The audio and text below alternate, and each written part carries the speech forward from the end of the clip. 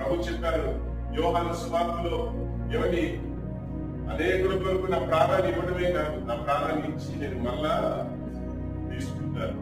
ఇది దేవుడు నాకు ఇచ్చినటువంటి అధికారం. ఇది దేవుని వలన నేను పొందుకున్నటువంటి అధికారం.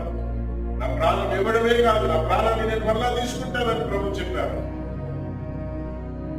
మనందరి కోసం, లోక పాపముల కోసం, లోక పాపములను మోసుకుని పోయేటువంటి గొర్రె పిల్లగా ఈ లోకంలోనికి వచ్చి ఏమిటి తన ప్రాణాన్ని అర్పించడమే కాదు, మరణమును 3వ దినమున మరణమును గెలిచి తిరిగి తెచ్చి సజీవుడై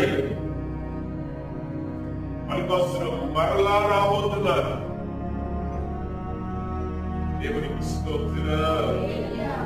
హల్లెలూయా. ఆయన రాజ్యమును స్థాపించడానికి వస్తున్నారు. ప్రియమైనలారా, యెరూషలేములో ప్రవేశించినటువంటి